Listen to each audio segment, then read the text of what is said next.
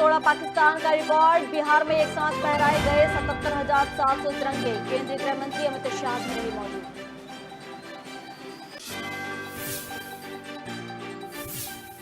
देश में तेजी से बढ़ रहे कोरोना केस। राजधानी के बाद देश के प्रमुख राज्यों में बढ़ी केस की संख्या। आईआईटी मद्रास में अब तक 55 लोग संक्रमित।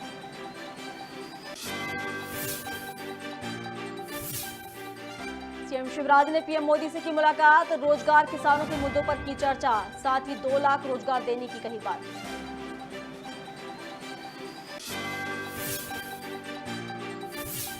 सिवनी मालवा में खरीदी केंद्रों पर की जा रही धोखाधड़ी। तोल कांटों पर तोला जा रहा अधिक अनाज। भारतीय किसान यूनियन के प्रदेश उपाध्यक्ष ने कलेक्टर के नाम सौंपा ज्ञापन। नर्मदापुरम के डोलरिया पर सड़क दुर्घटना। हादसे में बाइक सवार की मौके पर मौत। ट्रक समेत ड्राइवर फरार।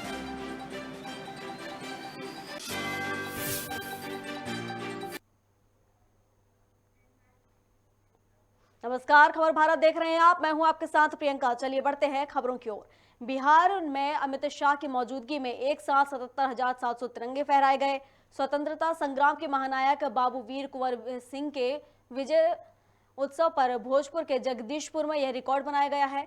यह बिहार के तिरंगे फहराने की रेस में पाकिस्तान को बिहार ने पीछे छोड़ दिया और पाकिस्तान का रिकॉर्ड तोड़ दिया है। बता दें कि इससे पहले ये रिकॉर्ड पाकिस्तान के नाम था। इस दौरान अमित शाह ने भारत माता की जय के जय घोष के साथ अपने संबोधन की शुरुआत की। वहीं वीर कुंवर सिंह को श्रद्धांजलि देते हुए उन्होंने कहा कि इतिहास में बाबू कुंवर सिंह के साथ अन्याय किया है। उनकी वीरता के अनुरूप उन्हें जगह नहीं दी गई। आज बिहार की जनता उनका नाम एक बार फिर अमर कर रही है।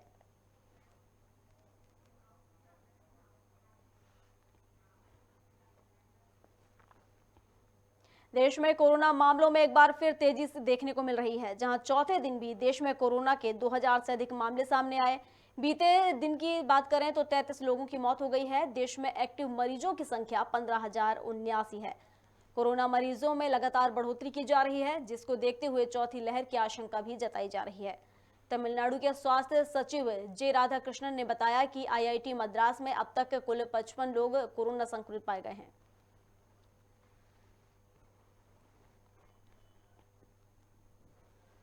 राजधानी दिल्ली में मुख्यमंत्री शिवराज सिंह चौहान ने प्रधानमंत्री नरेंद्र मोदी से उनके निवास पर मुलाकात की, जहां उन्होंने प्रदेश के विकास के मुद्दों को लेकर चर्चा की। साथ ही कानून व्यवस्था और नक्सल मुद्दों पर भी बातचीत की गई। वहीं इस दौरान सीएम ने 2 लाख रोजगार देने की भी बात कही। इसके साथ ही उन्होंने पीएम को प्रदेश के रिकॉर्ड गेहूं निर्यात की जानकारी भी दी। सम्मानीय प्रधानमंत्री जी से मैंने भेंट की। मध्य प्रदेश में चल रहे विकास के कामों की और जन कल्याणकारी कार्यों की उनको जानकारी दी। प्रधानमंत्री जी मैन ऑफ आइडियाज हैं और कई तरह के सुझाव और मार्गदर्शन उनसे प्राप्त होता है। अनेकों विषयों पर उन्होंने मार्गदर्शन किया। उनमें से कई चीजें हम आगे इंप्लीमेंट करेंगे मध्य प्रदेश में। नर्मदापुरम हरदा मार्ग के डोलरिया पर ट्रक ने बाइक सवार को टक्कर मार दी, जिससे बाइक सवार की मौके पर ही मौत हो गई। हादसे में ड्राइवर ट्रक लेकर फरार हो गया। बता दें कि बैतूल इटारसी मार्ग पर हाल में सुखतवा पुल फूट गया था, जिसकी वजह से प्रशासन ने रूट डाइवर्ट कर दिया था, जिसके चलते नर्मदापुरम हरदा मार्ग पर ट्रैफिक जाम की स्थिति बनी रहती है और आए दिन सड़क हादसे की खबरें सामने आ रही हैं। इस मामले पर रतवाड़ा के पास केले का एक ट्रक ऑटो पलट गया था, जिसमें एक ही परिवार के 3 सदस्यों की मौत हो गई थी।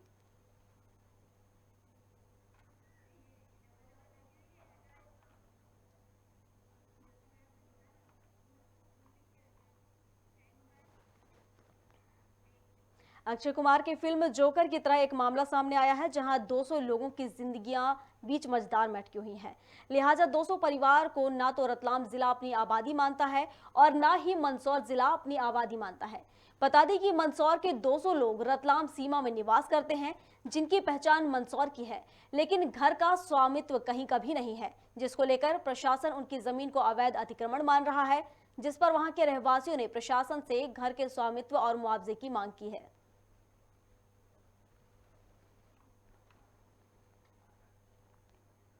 दिक्कत ये आ रही है, कोई बोल रहे हैं कि रतलाम जिले, कोई बोल रहे हैं कि मंदसौर जिले।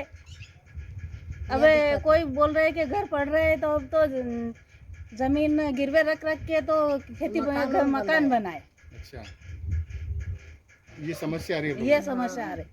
अब नहीं तो खेती नहीं घर, कैसे क्या करें। कई बार बड़ी आश्चर्यजनक स्थिति आती है और ऐसा लगभग जहाँ जहाँ पर अन्य राज्यों की सीमाएं प्राप्त होती है, संलग्न होती है, और इसी के साथ साथ में जिले की सीमाएं भी एक दूसरे को कहीं पर संलग्न होती है।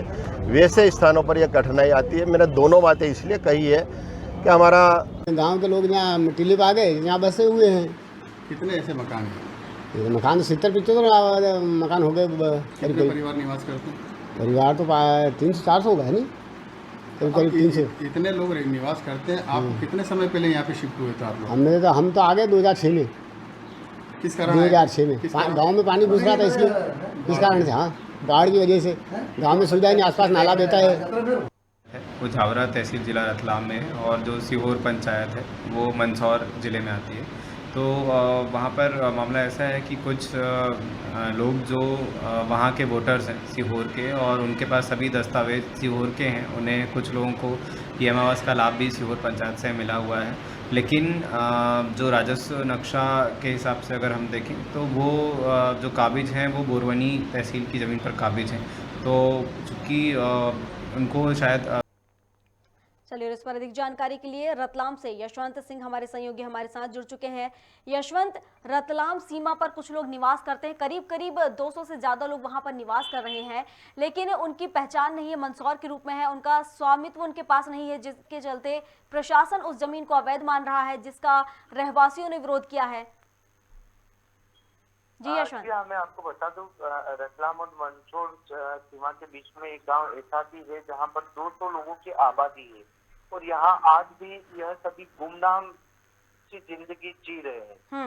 रतलाम मंदसौर जिले की जो बॉर्डर है, बॉर्डर स्थित सीहोर बोडवानी गांव पड़ते हैं, जहाँ की आबादी तकरीबन 200 से अधिक बताई जाती है। गांव भौगोलिक रूप से रतलाम राजस्व सीमा में आता है, लेकिन यहाँ जितने भी लोग रहते हैं उनका वोटर आईडी या अन्य प्रमाण पत्र सभी मंदसौर की जो सीहोर पंचायत है वहाँ के बने हुए हैं, जिससे इन लोगों को यह परेशानी आ रही है। लगातार यह लोग अपनी घर बचाने के लिए पट्टे की मांग करते आ रहे हैं। जब जांच की प्रशासन द्वारा, जावरा एसडीएम द्वारा, तो पूरा मामला कुछ इस प्रकार सामने आया कि यह भूमि जो है, ये नजुल की भूमि दिखाई दे रही थी सैटेलाइट के माध्यम से, और प्रशासन भी जब पूरा इस मामले को समझता, और प्रशासन ने भी जब ये नजुल की जमीन सामने आई तो अतिक्रमण दर्शाया गया। लेकिन प्रशासन भी यही चाहता है कि यदि इन 200 परिवार को जो यहाँ पर रह रहे हैं, गुमनाम से जिंदगी जी रहे हैं, इनको हटाने की नहीं सोचते हुए आगे कदम बढ़ाते हुए मंदसौर के जो एसडीएम है उनसे भी चर्चा करी और मौका मुआयना करने की बात करी। जावरा एसडीएम ने भी मौका मुआयना किया, लेकिन सीमा विवाद जो है वो सामने आया, और लगातार यहाँ के लोग अपनी मूलभूत सुविधा जो वहाँ पर ना तो सड़क है, स्कूल है, सड़क नहीं है, नालियाँ नहीं बनी हुई है, इससे काफी परेशान है। और उनका एक ही कहना है कि हमें यहाँ पर या तो मंदसौर वाले अपनाएं या रतलाम वाले अपनाएं। इसी मंझाड़ में अभी तक ये पूरा मामला अटका हुआ है। जी, किस तरह की वो मांग कर रहे हैं, मुआवजे की, स्वामित्व की, इसको लेकर कहाँ उन्होंने अब तक ज्ञापन सौंपा है?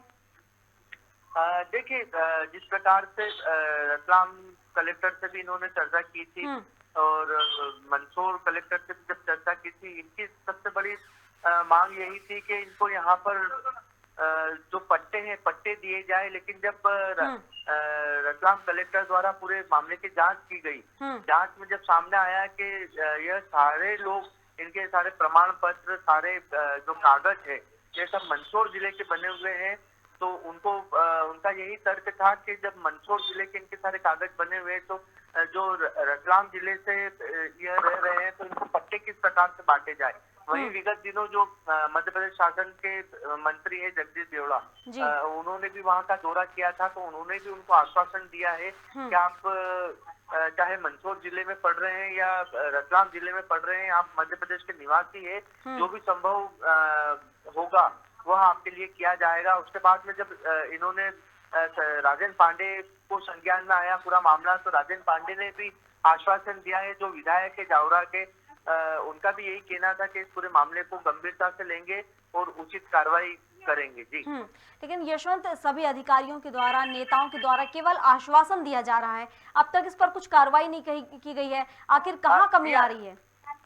जी हाँ, जिस प्रकार से सारे वोटर मंदसौर जिले में पड़ते हैं, जो मल्हारगढ़ सीट है, विधानसभा क्षेत्र है मल्हारगढ़ सीट का, उसमें पड़ते हैं और वोटर भी ये वहीं के हैं, लेकिन जो बॉर्डर बना हुआ है, बॉर्डर रतलाम जिले में पड़ता है, इनका यही तर्क है कि या तो हमें रतलाम अपना है या मंदसौर अपना है। अब देखना है शासन प्रशासन किस प्रकार की क्या कार्रवाई करता है, किधर इनको जोड़ता है, या तो मंदसौर में जोड़े या रतलाम में जोड़े, अभी आने वाला समय बताएगा। जी बिल्कुल, बहुत शुक्रिया आपका यशवंत हमारे साथ जुड़ने के लिए।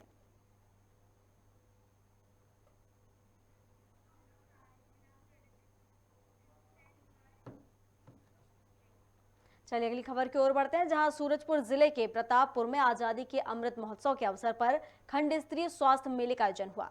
वहीं कार्यक्रम में मुख्य अतिथि विधायक और छत्तीसगढ़ के शिक्षा मंत्री डॉक्टर प्रेमसाय सिंह मौजूद रहे। इसके साथ ही उन्होंने कहा कि मुख्यमंत्री भूपेश बघेल का आगमन कई महीनों से हो रहा है। यहाँ वे जनप्रतिनिधि, व्यापारी, सामाजिक कार्यकर्ताओं और अन्य लोगों से चर्चा करने के उपरांत इस पर निर्णय लेंगे कि प्रतापपुर जिला बने। इस संबंध में मुख्यमंत्री से 24 अप्रैल को जनपद अध्यक्ष और उपाध्यक्ष प्रतिनिधि मंडल के साथ मिलेंगे। लोग ज़्यादा पानी पिए इस समय और स्वस्थ रहें, प्रसन्नचित्त रहें। खैरागढ़ 24 घंटे के अंदर जिला बन गया। प्रतापपुर की क्या उम्मीद है? आशा से तो आकाश थमा है, आशा रखना चाहिए। मुख्यमंत्री जी का दौरा है 6 मई को, क्या घोषणा होगा? मुख्यमंत्री जी का अब यहाँ पर आएंगे, सबकी राय जानेंगे, क्या लोगों की राय है, पूछेंगे, सबसे पूछेंगे। उसके बाद खैरागढ़ जब से जिला बना है तब से प्रतापपुर विधानसभा को एक उम्मीद जगी है, प्रतापपुर भी जिला बनेगा और आपका भी सपना है, पूरा होगा इस कार्यकाल में? बहुत से मांग है, बहुत जगह आवश्यकता है, यथार्थ सुनने का लिया जाएगा उसमें। सरगुजा जिले के मैनपाट में शिक्षा समिति की स्थायी बैठक संपन्न हुई, जिसमें जिला पंचायत उपाध्यक्ष आदित्येश्वर शरण सिंह देव भी मौजूद रहे। इस दौरान शरण सिंह ने बताया कि बच्चों के लिए ट्राइबल विभाग और एजुकेशन विभाग के समन्वय से एक होटल तैयार किया गया है, एक हॉस्टल तैयार किया गया है, जहां 2 माह तक रहकर बच्चे अंबिकापुर के मल्टीपर्पस स्कूल में क्रैश कोर्स की पढ़ाई कर सकेंगे। आपको बता दें कि पढ़ाई ऑनलाइन होने और घर में अव्यवस्थाओं के चलते बच्चे अपनी पढ़ाई में फोकस नहीं कर पाते हैं और छात्रों ने पढ़ाई के अंतिम 2 माह में क्रैश कोर्स के नाम पर ऑफलाइन कोचिंग की मांग की थी।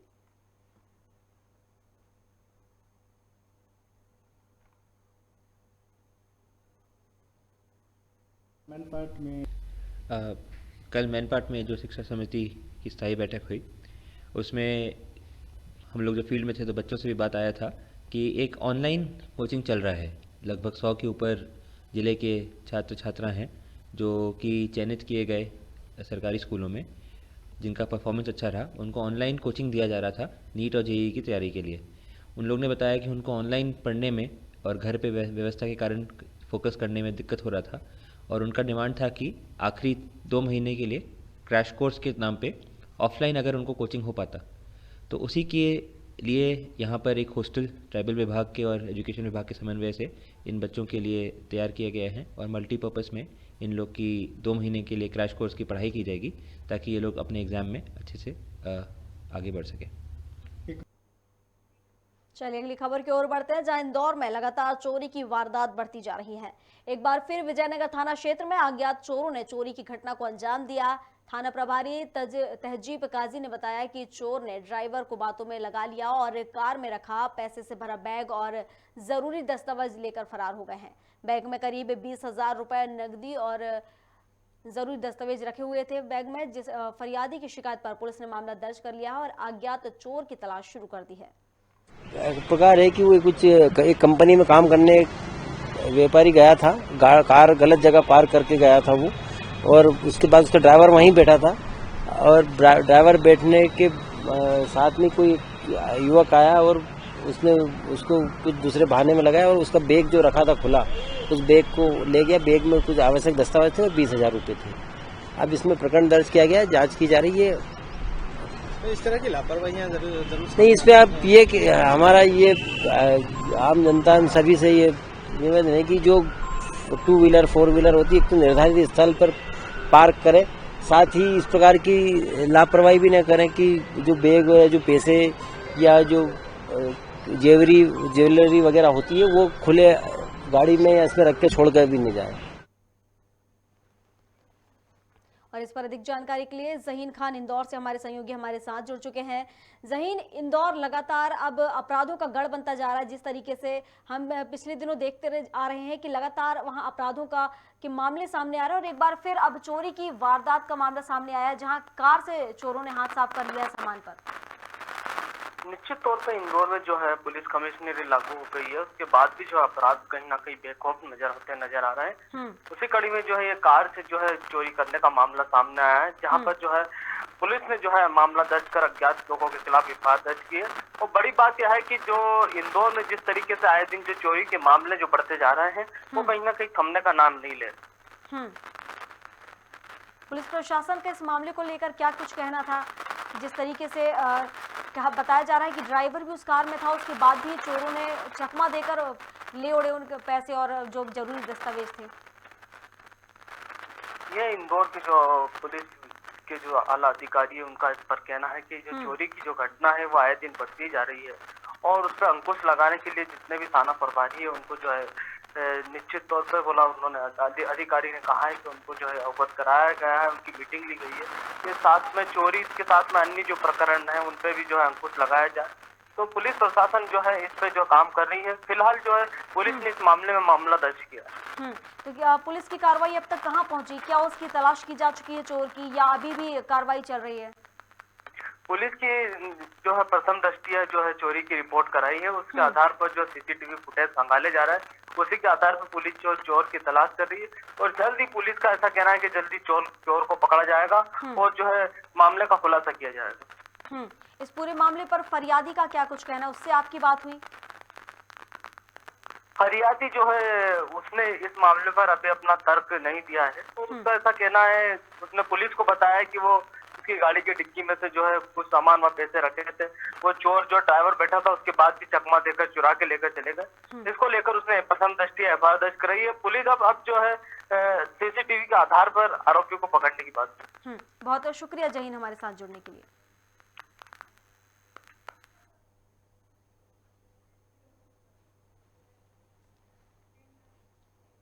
तो आपने देखा कि किस तरीके से इंदौर में लगातार अपराध बढ़ रहे हैं और लगातार चोरी के मामले सामने आ रहे हैं और लगातार पुलिस प्रशासन सक्रिय है, लेकिन इसके बाद भी चोरों के जो हौसले हैं वो बुलंद होते जा रहे हैं। चलिए अगली खबर की बात कर लेते हैं, जहां सीतापुर के सांस्कृतिक भवन में भारतीय जनता पार्टी किसान मोर्चा का प्रदेश के निर्देश पर बैठक हुई, जिसमें बीजेपी के वरिष्ठ नेता भरत सिंह सिसोदिया और अनुराग सिंह देव शामिल हुए। इस दौरान अन्य पदाधिकारियों और कार्यकर्ता भी वहां मौजूद रहे। नेता भरत सिंह सिसोदिया ने बताया कि बैठक में किसान मोर्चा के पुराने कार्यों की समीक्षा की गई है। इस दौरान सिसोदिया ने प्रदेश सरकार पर किसानों के साथ छल करने का आरोप भी लगाया है। असल में जो कार्यकारिणी होती है वो पुराने कामों की समीक्षा होती है और आने वाले समय में जो किसान मोर्चा के द्वारा काम किया जाना होता है उसकी योजना बनाए जाने के लिए इस प्रकार के कार्यक्रम हुआ है। पिछले समय कोविड के समय से लगातार जो किसान मोर्चा की भूमिका रही है लोगों को राहत पहुंचाने के लिए, किसानों को राहत पहुंचाने के लिए और कोविड से जूझने वालों को और वहां के जो मजदूर हैं उनको राहत पहुंचाने की जो काम शुरू किया गया था, वहां से लेकर के आज तक जो प्रदेश सरकार के द्वारा जिस प्रकार के किसान विरोधी गतिविधियां की जा रही हैं, किसानों के खिलाफ फैसले लिए जा रहे हैं, उन सभी बारे में चिंता करते हुए आने वाले समय में सरकार के खिलाफ किस प्रकार से हम लोग अपने आप को संगठित करके और आगे कार्यक्रम बना रहे हैं, उसकी योजना बना रहे हैं। खबर भारत में खबरों का सिलसिला लगातार जारी है। अधिक अपडेट्स के लिए आप बने रहिए हमारे साथ और देखते रहिए खबर भारत। नमस्कार।